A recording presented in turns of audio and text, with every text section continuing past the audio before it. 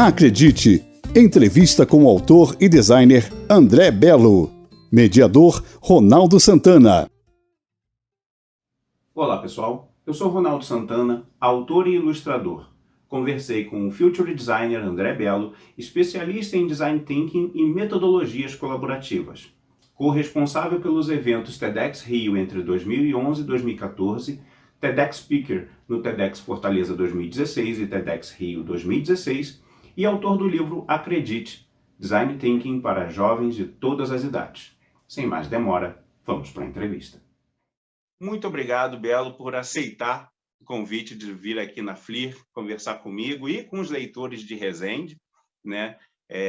Eu que te conheço há muito tempo, a gente já trabalhou junto, tem mais de 15 anos, e você trabalhando na sua função de designer e eu lá fazendo ilustração, animação, e até por conta disso, em algum momento das nossas vidas, cada um foi por um caminho. Você continuou no caminho do designer, eu fui para o caminho da animação, mas em 2016 a gente se reencontrou novamente, porque tanto eu quanto você estávamos lançando livros, né? Eu lancei o Luana, a Filha da Lua, que é um livro de ficção, e você publicou o Acredite, que é um livro de educação, né? Ambos no mesmo ano, 2016. Então, eu queria começar por aqui, que você apresentasse para as pessoas como é que aconteceu essa transição de designer para educador. Excelente, Ronaldo. É um prazer estar aqui com você e com a tua audiência. Me sinto honrado aqui pelo convite. Muitíssimo obrigado pela oportunidade de participar e pela oportunidade de voltar a conversar contigo. Lembro que já tivemos muitas conversas interessantes ao longo desses anos, nas encruzilhadas da vida, quando nos encontramos. E uma dessas encruzilhadas foi lá por 2016, se não me engano, a gente se encontrou no Jardim Botânico, no Rio de Janeiro, onde eu estava fazendo um evento de lançamento do livro Acredite, que foi uma grata surpresa da minha vida. É um momento incrível. Para quem já publicou livros, já escreveu livros, sabe o quão gratificante é colocar sua obra no mercado para outras pessoas poderem consumir de alguma forma, contribuir também para essa história. O livro não se faz sozinho, o livro se faz com leitores. E a gente, então, teve a oportunidade de conversar em 2016, se não me engano.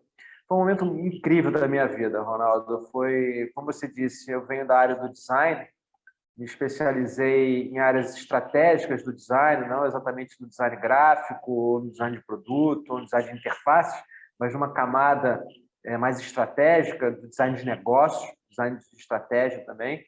E, enfim, eu fui acumulando uma série de referências, de percepções, de visões de mundo, que em algum momento da primeira infância da minha filha, eu senti a necessidade de passar isso para ela. A Ana Helena, ela é coautora do livro Acredite. Ela tinha 10 anos de idade, mais ou menos, quando a gente lançou esse livro, e foi uma oportunidade que eu encontrei, Ronaldo, de um pretexto, na verdade, de transmitir para ela algumas visões que o design traz, que, como eu disse, vão bem além da função tradicional do design, inclusive além das questões de mercado, questões estratégicas do design.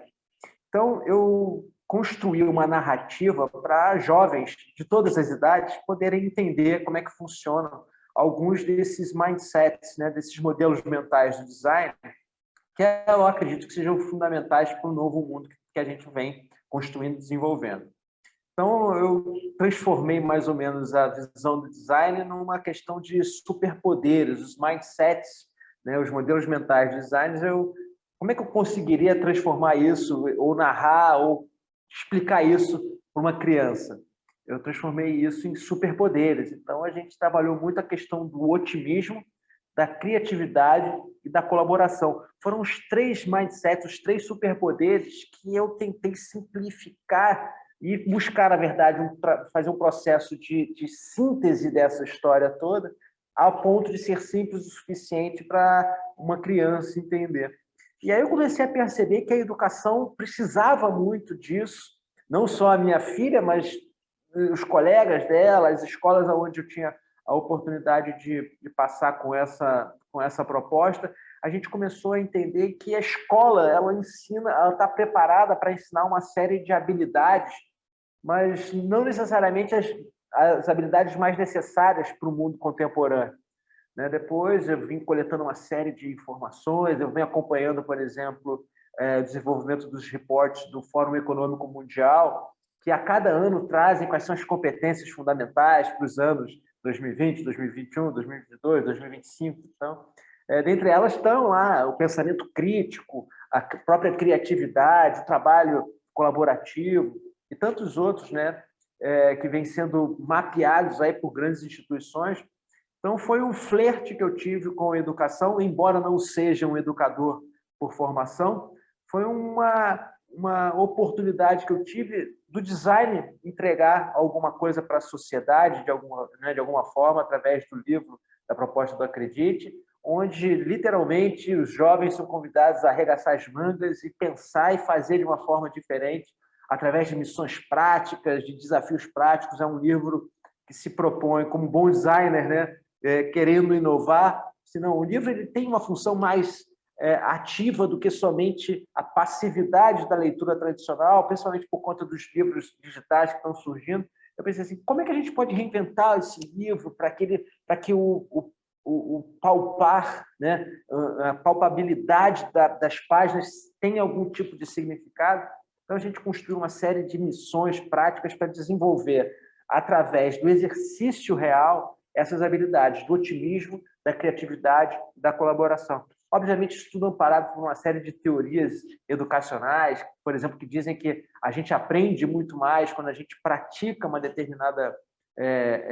determinado conceito, uma teoria, a gente aprende muito mais quando a gente coloca em prática. Então, foram algumas dessas propostas que vieram junto com o livro Acredite, Ronaldo. Sim, sim. Quando você fala isso, eu lembrei logo de um educador, o Pierluigi Biasi, que ele fala exatamente disso, assim, o quanto é difícil aprender. Aí ele dá até o exemplo da bicicleta, né? Assim, é muito difícil você aprender a andar de bicicleta, você cai muito, você tem que fazer muitas e muitas vezes até você sentir que realmente aprendeu. Mas, em compensação, depois que você aprende, você não consegue esquecer mais. Então, assim, você pode ficar longe de uma bicicleta durante décadas, mas se você subir nela de novo, você vai conseguir andar, né?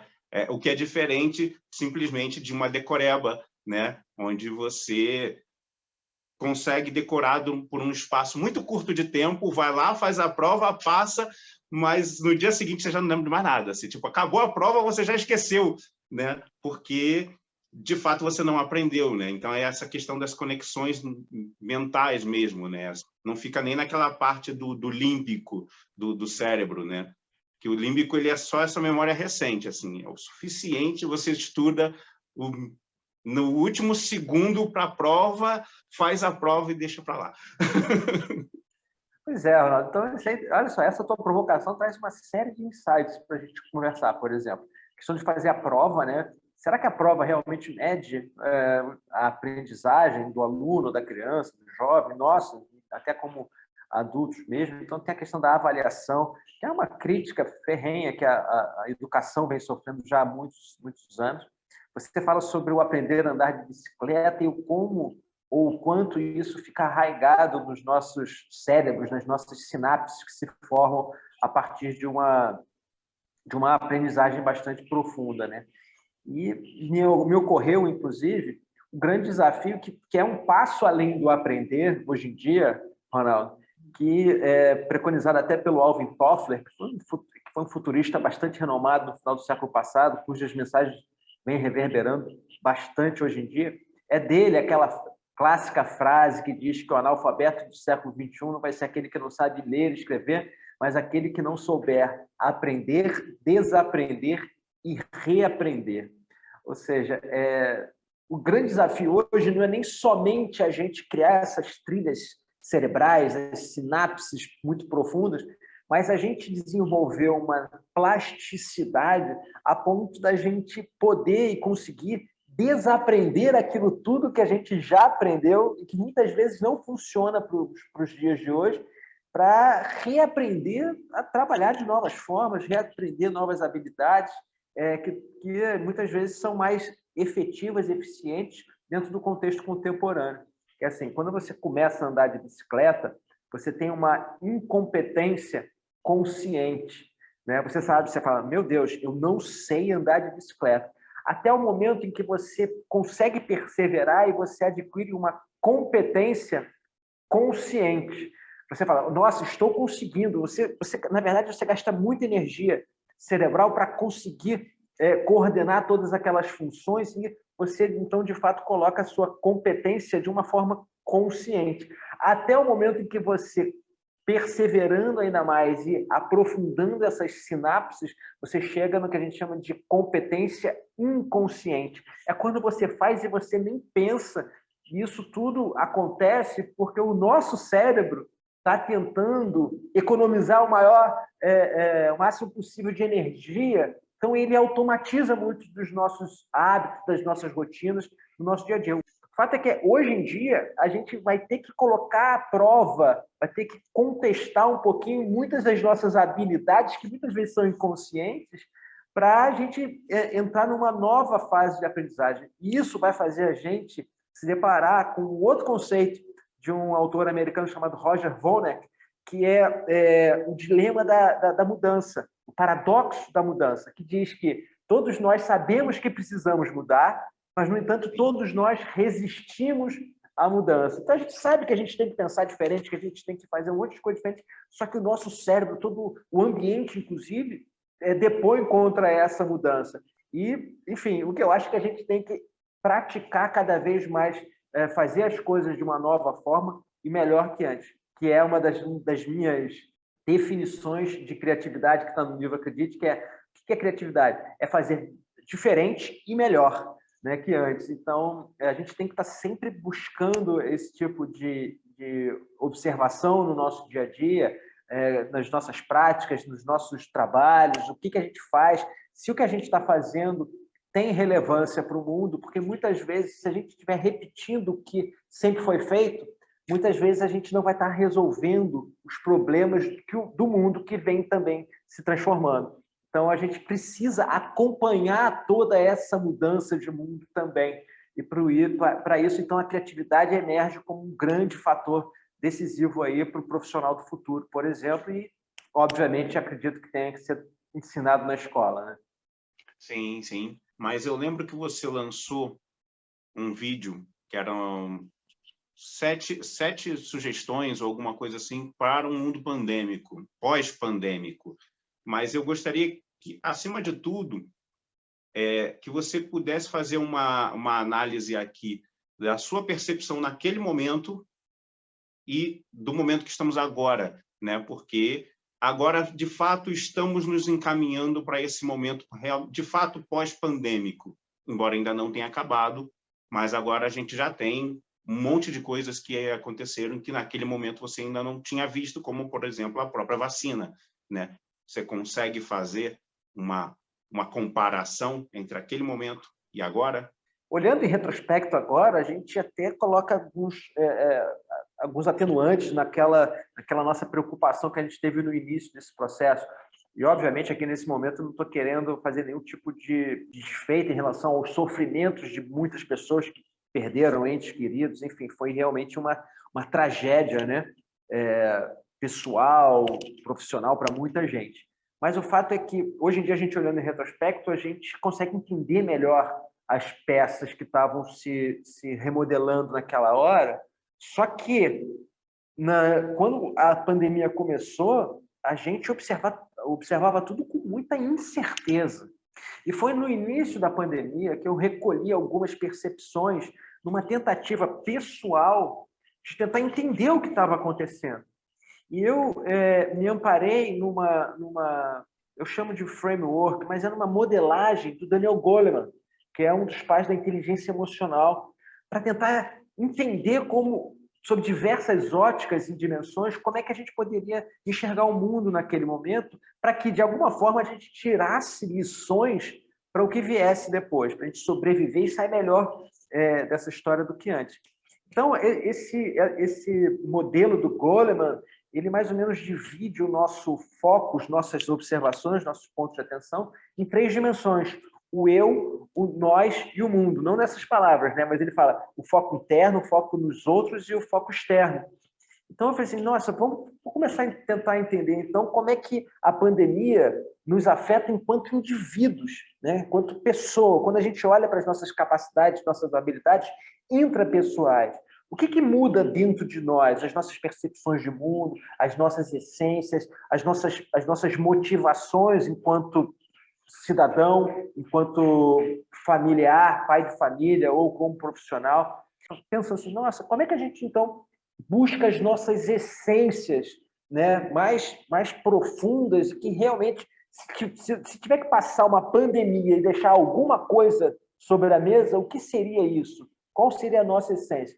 Então, é um exercício reflexivo. E, na sequência, a gente começa a perceber que nós podemos e devemos observar para as nossas relações interpessoais, já é outra camada desse modelo de Goleman, onde a gente pode e deve observar a empatia como um atributo fundamental para a gente se beneficiar de todas as nossas relações dentro de um momento de crise como a pandemia estava passando. E na questão externa, né, quando a gente fala do mundo, que é o nosso foco para fora, eu fiquei pensando assim, nossa, como é importante a gente observar com prospecção ou prospectiva o futuro.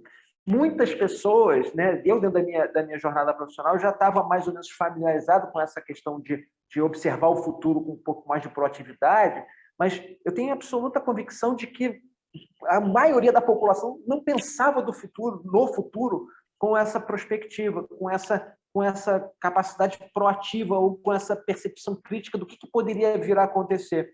E eu pensei, nossa, todos nós, então, precisamos agora desenvolver um olhar mais futurista, né, para o mundo, para a gente observar assim, o que vai ser depois da pandemia. E o que eu posso tirar de proveito disso observando o que se chama de sinais fracos, né? São aqueles indícios de mudança que chegam, que muitas vezes não são evidentes, mas como é que a gente pode desenvolver esse nosso radar para os sinais fracos e observar o mundo com mais proatividade e, de alguma forma, nos tornarmos um pouquinho futuristas? Eu acho que isso aí poderia ser um ganho que a gente possa ter a partir da pandemia, onde a gente, de alguma forma, olha para dentro de nós com mais atenção e crítica para saber exatamente o que nos motiva, o que nos faz levantar da cama todos os dias, qual é o nosso papel na sociedade, na nossa família, no nosso emprego, na nossa profissão, enquanto indivíduo, como que a gente pode desenvolver as relações nessa camada do nós, né, que sejam mais produtivas. Eu costumo dizer que a soma das partes é maior do que o todo, né? Então, quando eu trabalho em equipe, a colaboração, todas essas relações interpessoais, elas podem ser uma alternativa para a gente se desenvolver enquanto espécie, né? Na verdade, nós somos colaborativos por natureza, que, de alguma forma, o mundo apagou um pouquinho isso da gente. E, mais do que nunca, a gente precisa ter um olhar, que eu chamo de um olhar prospectivo de futuro, acender o farol alto, olhar menos para o espelho retrovisor e acender um pouco o farol alto para ver o que vai acontecer lá na frente, para a gente estar preparado. Então, foi um apanhado, as 7 lições para o mundo pós-pandêmico, é um videodoc, 27 minutos, foi uma obra que eu fiz no início da pandemia, num processo bastante reflexivo, introspectivo, filosófico, pessoal, onde eu tentei buscar essas 3 camadas, do eu, o nós e o mundo, para, de alguma forma, aprender com esse momento e permitir que a gente saia dessa pandemia melhor do que quando a gente entrou. Mais uma vez, eu sei que é difícil, muita gente perdeu entes queridos, passou por dificuldades incríveis, mas é um exercício também de antifragilidade para que a gente saia desse episódio mais fortalecido do que quando a gente entrou em todo esse processo maluco, né, que foi a pandemia. E, assim, uma das coisas que achei interessante, eu tive uma outra conversa com um editor, que é o Celso Poças, ele tem uma editora em Niterói, e ele também é organizador de evento. Ele faz um evento, a Flinit, lá em Niterói. E, assim, por conta da pandemia, assim como aqui a Fli, ele também fez uma edição online do evento dele, porque não podia ser presencial.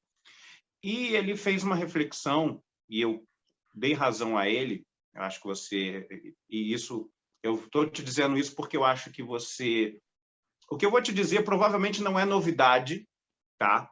Eu acredito que pelos seus estudos isso já tenha aparecido para você e para os futuristas que você tem estudado, mas essa percepção chega agora no cidadão comum, que não está de olho, né, que não está atento a esses sinais fracos, como você mesmo fala, que é o seguinte: ok, eu fiz esses eventos online, muita coisa surgiu durante a pandemia nesse formato online, e, ok, a pandemia vai passar, as pessoas vão estar imunizadas, vão estar, já não vão, provavelmente não vão precisar mais usar máscaras, vão voltar aos eventos presenciais, porém, ele acredita que o formato do evento online, ele não tem mais volta, assim, não tem mais como eu montar um evento presencial e não pensar numa programação online, nem que seja uma transmissão ao vivo ou um conteúdo exclusivo.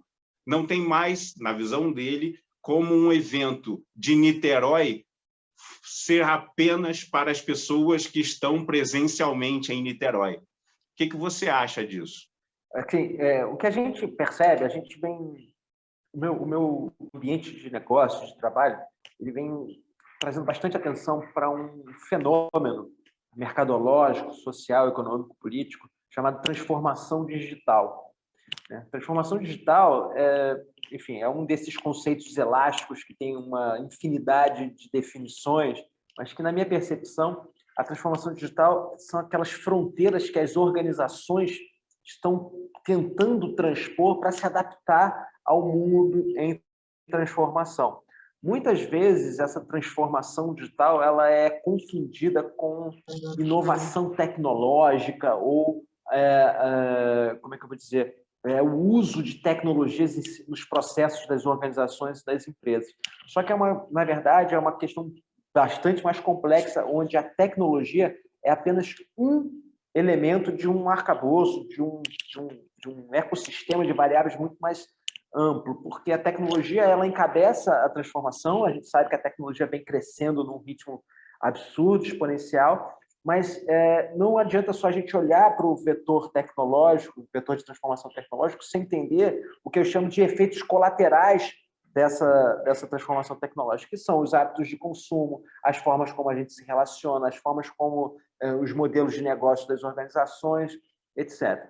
Então, existem um exército de profissionais e empresas e organizações hiperqualificados estudando esse movimento da transformação digital, de como que as empresas e organizações vão se adaptar a todas essas transformações que estão acontecendo no mundo.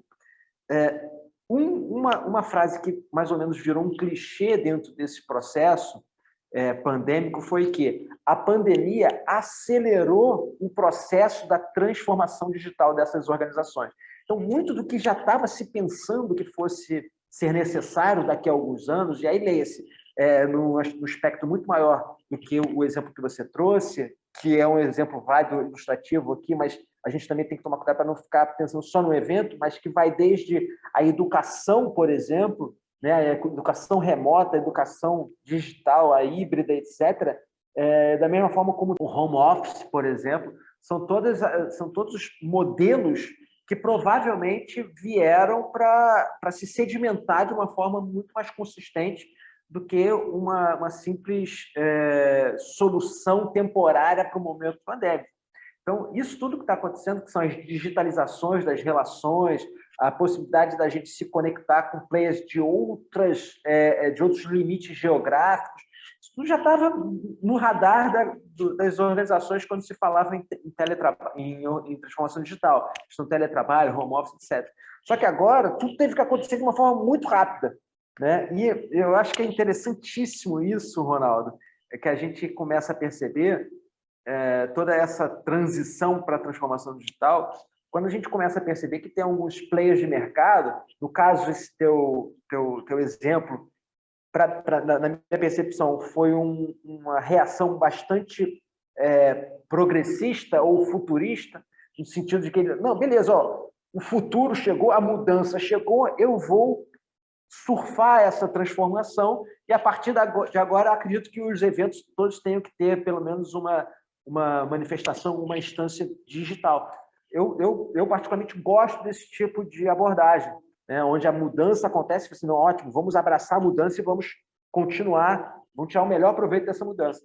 No entanto, a gente não pode negar que muitos players, e eu posso falar isso, né, por experiência pessoal, né, dentro dos colégios e algumas organizações de ensino que eu tenho contato, muitos players, eles tentam negar essa transformação e pensam o seguinte: nossa, eu vou tentar mudar, vou tentar voltar para o meu modelo analógico o mais rápido possível. Ou seja, está completamente desconfortável com essa nova dinâmica e, na hora do pânico, tenta voltar para o ambiente da sua zona de conforto, do seu ambiente tradicional. O que eu particularmente acho que é contraproducente, porque, na verdade, o que a gente tem agora são muito mais oportunidades de entrega de valor, seja no evento, seja no home office, seja na educação, do que se a gente mantivesse as relações totalmente presenciais, como a gente estava acostumado. Não necessariamente precisa ser um modelo ou outro, tá, Ronaldo? Eu acho que muitas coisas vão acontecer juntas, né?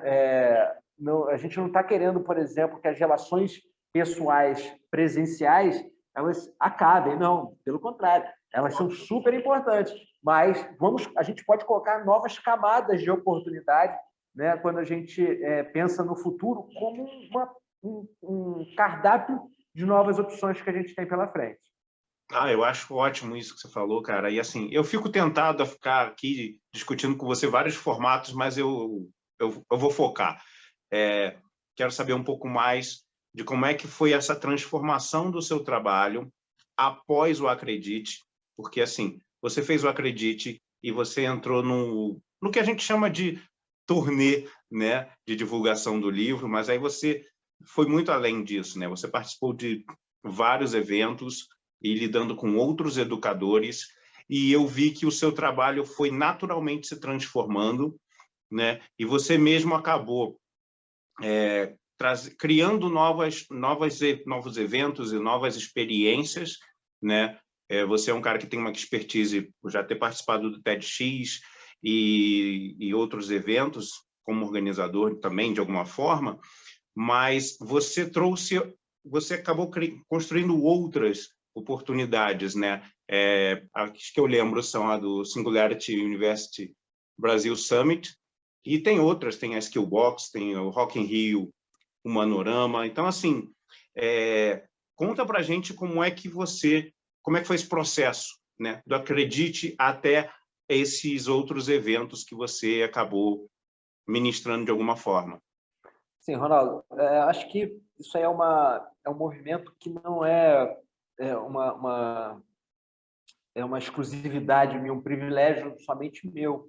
Eu vejo o próprio design como se pudermos chamar de disciplina ou uma abordagem, talvez seja melhor a gente tratar dessa forma, é uma abordagem que vem ganhando muito território nos últimos anos. Tá? Eu tive uma experiência incrível quando eu organizei o TEDx Rio, lá já tem mais de 10 anos que a gente começou esse processo. Foi um momento onde eu tive o contato com o Design Thinking pela primeira vez, em 2009, onde eu descobri que existia alguma coisa chamada Design Thinking, embora me reconhecesse como Design Thinker já. Nossa, é aquela história, né? Aquela epifania. Nossa, mas eu já faço isso há tanto tempo, mas só que agora tem um nome, tem uma embalagem mais interessante. Sim. E o TEDx Rio foi uma grande escola para mim, onde eu tive a oportunidade, Ronaldo, de construir um leque, um repertório multifacetado muito interessante. Ou seja, tive contato com José Pacheco, lá da Escola da Ponte, que é um nome fantástico da educação. Tive contato com nomes de diversos setores, tive contato com Oscar Metzavada, Osklen, uma lista, né? O André Urani, são gênios dentro de suas esferas que me fizeram, como um bom designer, conectar todas essas referências em novos mosaicos, né? Então, eu me lembro que em 2012, se não me engano, eu estava no TEDx, não, foi 2014, desculpa, né, no TEDx Rio Metrópole, que estava acontecendo no Teatro Municipal do Rio de Janeiro, que, na verdade, foi a consolidação de um grande sonho que começou lá em 2009, onde a gente, em 2009, pensava assim, nossa, vamos fazer um evento no Teatro Municipal do Rio de Janeiro, a gente dava uma gargalhada, achando que seria um sonho impossível, e alguns anos depois, de fato, aconteceu. Mas eu estava num almoço com um amigo, o Marcelo Gluz, um amigo de faculdade que eu não via há muito tempo, e eu perguntei para ele, Gluz, como é que você está enxergando o design hoje? Ele falou assim, André, o design nunca esteve tão bem. Ele era um designer também, ele estava surfando essa onda de reconhecimento dessas competências transdisciplinares do design, que constroem com disciplinas alheias e referências multifacetadas. Então, tudo isso, como eu disse, não é uma exclusividade da minha carreira, mas eu acho que o design está crescendo como uma abordagem muito relevante, Ronaldo, porque o mundo está precisando de alguns elementos que o design traz. O design ele traz essa visão complexa, ele consegue enxergar de longe aquilo que as pessoas só veem de perto e consegue ver de perto aquilo que as pessoas só veem de longe, consegue conectar, entender padrões onde muitas vezes nunca se imaginou que houvesse padrões, trazer soluções criativas para os verdadeiros problemas, colocando os seres humanos no centro do sistema, né? a human centricity. Enfim, o design ele ganhou muita relevância, ele foi descoberto com uma abordagem muito pertinente para o nosso mundo contemporâneo. E eu tive o prazer de estar nesse fluxo positivo do design, onde eu tive contatos com o TEDx Rio, tive contato com o TED Global, fui ao Catar em 2012, num evento global de TEDxers do mundo inteiro, onde eu tive contato com 800 outros TEDxers, pessoas incríveis do mundo inteiro, trazendo cada vez mais repertório. Depois tive contato com a Singularity University em São Francisco, onde eu e um grupo de amigos, junto com a HSM do Brasil, trouxemos para o Brasil os primeiros eventos da Singularity University para São Paulo. E, na sequência, as portas vão se abrindo e a gente vai navegando dentro dessas possibilidades. Me envolvi profundamente com o pessoal do Rock in Rio. Hoje em dia eu sou advisor do Rock in Rio, o Manorama, que é um festival de conversas com o centro, né, no desenvolvimento humano, que começou nos Rock in Rio Innovation Week, lá em Portugal, nos últimos anos. Eu fui para Portugal algumas vezes para palestrar lá com o pessoal, e a gente constrói relações a partir desses encontros, sabe, Ronaldo? Da mesma forma como eu e você estamos conversando, a partir de um encontro que a gente teve há 15, 20 anos atrás, eu acredito que esses encontros são pontuais, mas as conexões elas são eternas, são infinitas. Então, a gente vai construindo essas conexões e vai conectando, vai construindo um tecido de referências que faz todo sentido no mundo de hoje, que precisa dessa visão mais humanizada, mais multifacetada, mais criativa, mais empática. Acredito que o design, eu como representante do design, traga essa bandeira, né? O design está mais acessível, mais bem entendido e, mais do que nunca, necessário para a gente se desenvolver enquanto ser humano, enquanto profissional, enquanto organização, para lidar com essas transformações do mundo. Fenomenal, fenomenal, meu amigo. Já estamos nos encaminhando para terminar, mas eu queria deixar em aberto para você falar mais alguma coisa que complemente toda essa nossa conversa, e aí, logo em seguida, você já pode também dar seus links e falar como é que as pessoas encontram você nas redes sociais para conhecer o seu trabalho. Ok, Ronaldo. Assim, é super prazer estar aqui com você. A gente já almoçamos muitas vezes lá no centro do Rio, né? Em poucos momentos, em poucos minutos, né? Para continuar as nossas tarefas. É muito nostálgico lembrar dos velhos tempos aqui contigo. Um amigo que é para a vida, eu acho que é um prazer estar aqui por conta disso também. Enfim, a grande mensagem que eu trago, Ronaldo, não só nas minhas palestras, nos vídeos, enfim, no meu trabalho reflexivo e autoral também, é a nossa capacidade humana de transformação.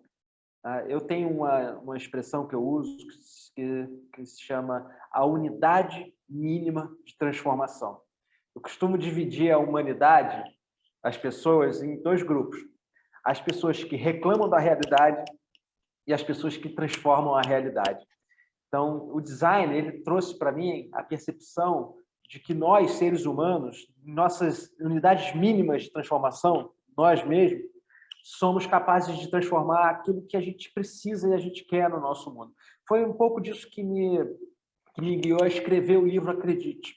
Tá? Quando eu pensei assim, nossa, a educação está tão defasada em alguns aspectos, por que ninguém faz nada, né? Bom, se ninguém faz nada, deixa eu fazer. De alguma forma, eu quis ensinar isso para minha filha. Então, eu usei uma melhor da minha unidade mínima de transformação, meus poderes pessoais ali, para, de alguma forma, fazer essa transformação. Nossa, Ronaldo, mas, André, é tão pequena essa transformação, pode ser pequena. Mas a beleza da unidade mínima de transformação é quando ela se conecta com outras unidades mínimas de transformação. E Sim. Aí vira um enxame, uma rede, uma cadeia, uma possibilidade de transformação muito maior. Então, essa é a grande mensagem que eu venho trazendo para o mercado há muitos anos já, seja em questões organizacionais, onde eu busco trazer para as organizações o protagonismo daquele colaborador dentro da sua organização, onde mais do que nunca é preciso haver essa horizontalização, essa distribuição de poderes dentro de uma organização, inclusive para conseguir lidar com toda essa agilidade e velocidade do mercado. Aquelas cadeias hierárquicas verticalizadas não funcionam tanto.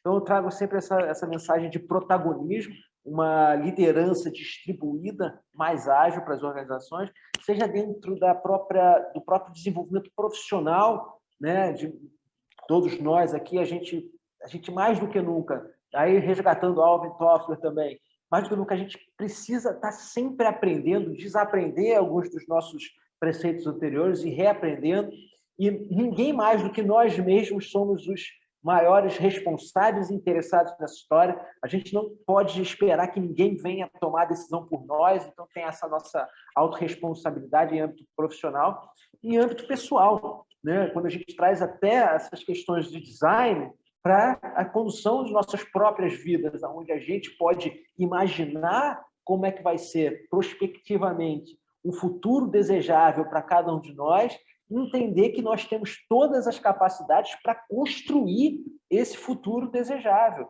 seja na construção de uma animação, no desenvolvimento de uma animação, no desenvolvimento de um livro, de uma obra autoral, enfim, ou numa realização pessoal do seu casamento ou na sua vida, enfim, no relacionamento com os seus filhos. Você pode, só depende de você, né? Essa questão do protagonismo, da unidade mínima de transformação, que eu acho que é uma célula importante do meu trabalho, que eu gosto sempre de encerrar as minhas falas falando que só depende da gente. A gente tem que assumir esse protagonismo e todos os nossos poderes que a gente tem para mudar as nossas realidades de dentro para fora, né? Nas redes sociais? Eu tô muito forte no LinkedIn, no Instagram, Facebook, e estou começando um canal no TikTok para fazer testes de atenção ali, e tenho também um podcast chamado Human Power, onde eu trago alguns artigos, os melhores artigos são transformados em podcast, para a gente transformar isso também numa mensagem que possa ser espalhada aí em outras mídias. É um experimento que eu venho fazendo também. E no Telegram também estou, então estou nas redes aí, o nome é André Bello, Future Designer. Quem quiser trocar uma ideia, vai ser um prazer. Fenomenal, meu amigo. Só posso te agradecer por tudo isso. Valeu demais. E espero poder te encontrar em breve, né? E, se possível, quem sabe, na próxima FLIR, né? Presencialmente. Por que não? Por que não? Vai ser um prazer, Ronaldo. Foi um prazer estar aqui com vocês e desejo muita sorte, muito sucesso no evento. Valeu, meu amigo. Obrigadão. Tchau, tchau. Tchau, tchau.